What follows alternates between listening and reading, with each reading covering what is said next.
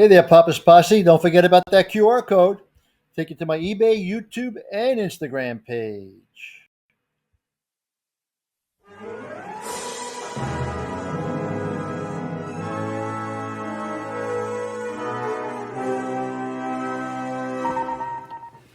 Welcome back to the channel, Papa's Posse. Once again, it's time for Papa's Comic Books, Coffee, and more. Today we have Marvel Comics Group 2001 A Space Odyssey, dun, dun, dun, number 6, 30 cents back in 1977. And there's the date stamp, March 1777. Story in here is Inter-Galactic by Jack Kirby and Michael Royer. Now, before we begin, don't forget this book and others are available on my eBay page, Papa's-Comic-Books. Please hit that like button and subscribe to the channel. Let's see what we have here. Behold us, Harvey Norton. We are doomed for you and for your planet Earth. Join an awesome cosmic manhunt. The prize, immortality. The penalty, death. The ultimate trip. He's coming in loud and clear, but we have no facilities on board to interpret what he's saying. He seems to be making demands of some sort, that's for sure. And he's got the weapons back them up. Keep taping his voice. Perhaps we can decode his words and find out exactly what he wants. He's stopped transmitting. We have his ultimatum, or whatever it was. I'll run the tapes through the computer. If we get the right answers, we may be able to deal with these aliens before they open fire again. It won't be a warning shot next time. You can bet on it. Why work up a sweat, fellas? The home team always comes out on top. You know that. We're in a life and death situation, Norton. What we need the least is your comic book mentality. You've been that alien spacecraft. I suppose it fascinates you. 3 Earthmen far from home and vulnerable to attack have stumbled upon the unexpected and confrontation with a hostile being of superior might. Isn't that ship something else? Big, fast, powerful, a comic fan's dream. That dream may end shortly if we don't find a way to communicate with those characters. And then suddenly, Mr. Warmth is signing in again. He's loud and angrier. What in blazes does he want? The answer is simple. He wants the princess. What? Norton, I realize this is panic time, but you've completely lost your head. What's this talk about a princess? We did pick up a capsule with an alien female in it, didn't we? Well, she's the one you want, I tell you. Norton makes a TV check on that alien guest. Look at her. She knows who those space rats are. She knows why we've been taking a pasting.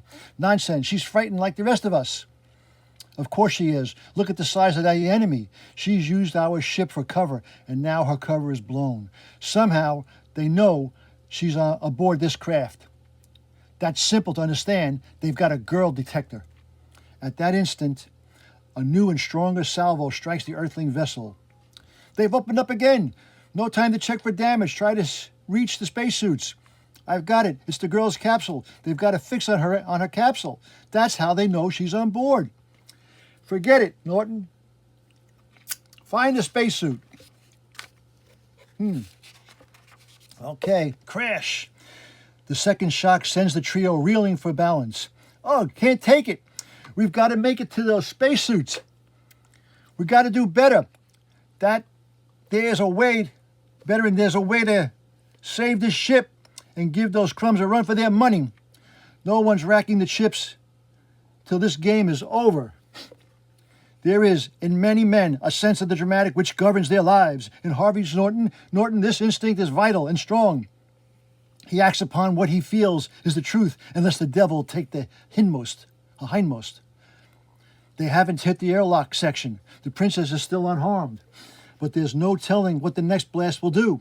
Hi, princess. Looks like the wolves are snapping at our heels. That's right, I said our heels. You see, the way I feel about it is your enemies are my enemies. Trust me, we'll beat them together, you and I. For a terrifying interval of spacecraft is pounded until destruction seems a certainty. Then, miraculously, they stop firing, and we're still breathing. Somehow we've escaped without serious damage. This calls for a fast check. Let's go. Wait, look out. There, the alien ship is gone. Gone? You know, I've suddenly got an eerie feeling that Norton knows the answer. We've got to find Norton. A search for Harvey Norton proves fruitless.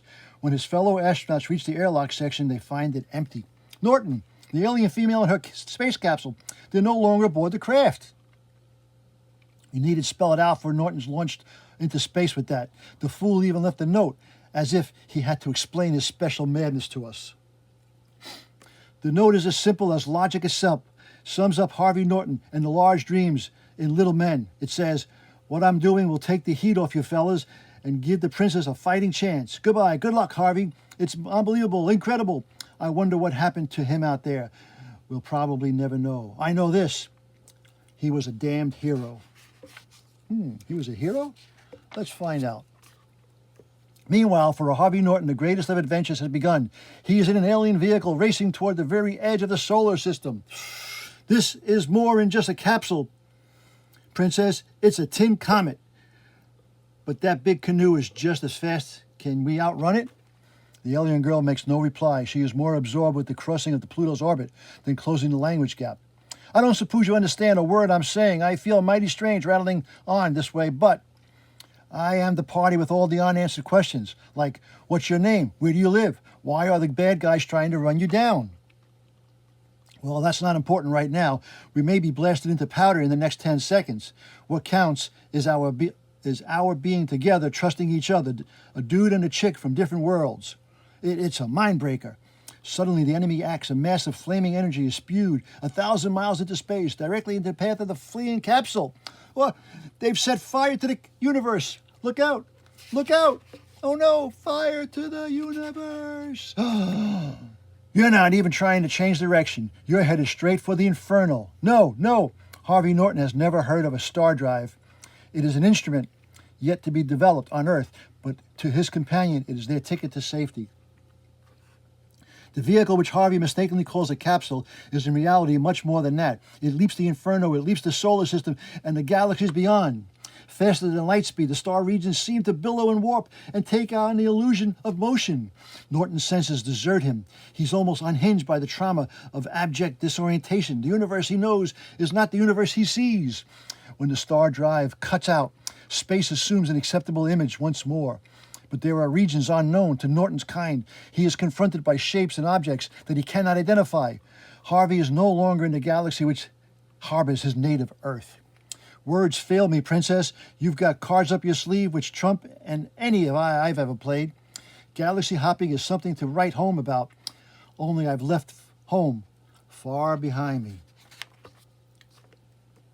Harvey was abandoned. More than that, his destiny is now in the hands of a stranger who shows him untold marvels in return. Oh, wow, the sights in this neck of the woods are staggering. Every man in the space program would give a right arm for the chance to see this. But the game being played in the vast galactic wilderness excludes the joy of sightseeing. A glance at the Visi-monitor reveals the sinister image of the pursuers. Bad news, Princess. The gang's caught up with us. What now? The princess acts quickly. She evades deadly flak, which bursts near her tiny vehicle and guides it toward a barren surface of a giant planet. No, turn back! A fast descent is followed by a hounds and hares course carried out almost charring for ominous crags, which thrust upward from the land below like stony daggers. You've made a bad move, Princess, a bad move. Then the runaway heaves into a view. It is lengthy and old, and at its farthest end stands a large structure. They'll trap us here, don't you see? We haven't a prayer of holding them off in that port. Suddenly the sky flashes with grim port, and the lethal beam finds the small vehicle and inflicts a telling blow. Crack. We've been hit, Princess. They've got us cold. The controls are damaged. Gonna crash. The vessel shatters on impact. With the ground and bursts into flame, Norton and his companion manage to survive the wreck. We'd never have lived through that landing without the protection of our spacesuits. You'll be okay, Princess, as soon as you get your wind back. Whatever you're pointing at. Oh, I see. It's the fort. Reach that fort may turn out to be a rougher-than landing. The others have seen it too. The hostile craft releases an armed detachment to cut off the fugitives from their intended sanctuary. This is it, Princess. We've run out of space and time. Oh, no. Space and time. Oh, no. Here we go. And a weapon is suddenly thrust into Harvey's hand. The princess has not run out of options. What? Thanks for the assist. I needed that. Pow, pow, pow, pow. Now you take that, you arrogant apes. Boom, boom. This little weapon packs the knockout blow of a howitzer. I can get the lot of them. There goes the rest of our opposition. Boom. The duel is short and savage. When it ends, the road ahead lies cleared for the fugitives. We've still got a chance, princess, but I'll have to carry you to the fort. Under the shadow of the hovering alien craft, Harvey makes a final heroic effort to reach the safety of the fort. This is not a fort, of course, but it does offer a manner of escape. All one has to do is subject the body atoms to the complex and constantly operational sending mechanisms within its walls. Relax, princess, it's only a matter of yards now. If the enemy doesn't hit us with heavy stuff, we've got it made. That is, until we can think of some kind of plan to discourage any further attacks.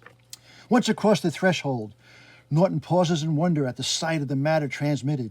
It is the only object of note in the vast interior. What is this thing? Can it be of any help to us? There are many such stations in the surrounding galaxies. They are built to relay one's atomic particles to specific destinations. It is a mode of travel available to all space travelers. She's monitoring me. I'm to join her on that platform. I wonder what its function is. Perhaps it generates protective force field. We certainly can use one. Oh, I don't know. What's it going to do?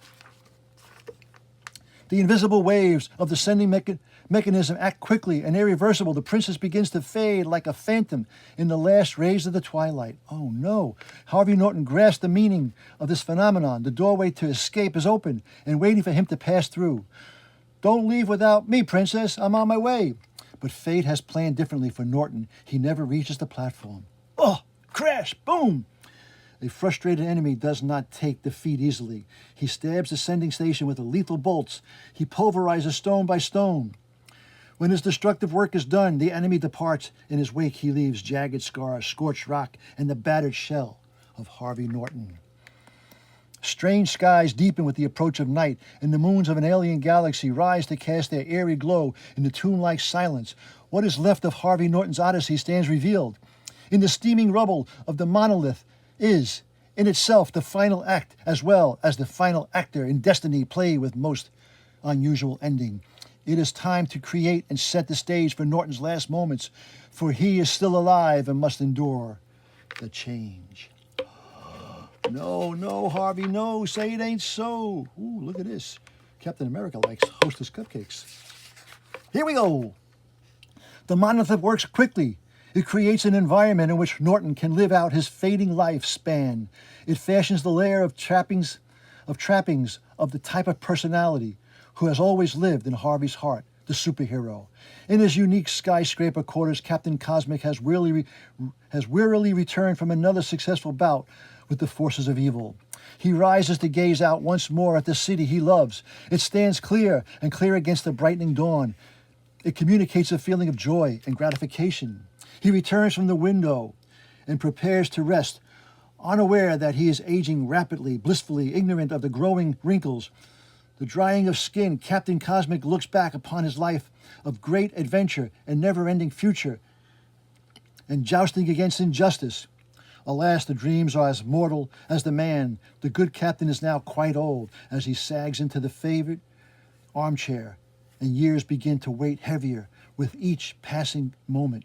For Captain Cosmic, the day is truly done. The monolith appears as one of the Odyssey passes and another begins. For what was this man but the preparation for a new seed? And what is the new seed but man's admission to a wider universe? The atomic film which now hides the human shell from view facilitates the transformation taking place beneath. Then the change is complete. A new seed has emerged where the man has been. It has taken mere minutes to accomplish the task. The environment vanishes. The monolith waits patiently in space.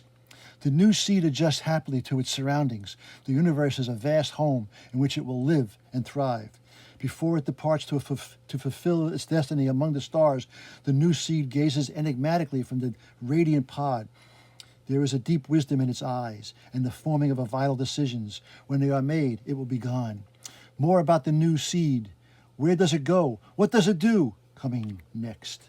in the next edition of 2001, A Space Odyssey. Number 6, 30 cents from 1977. I hope you enjoyed that reading. Now don't forget this book and others are available on my eBay page, Papa's-Comic-Books. And as Papa and Harvey always say, that was easy. Until next time, Papa is out.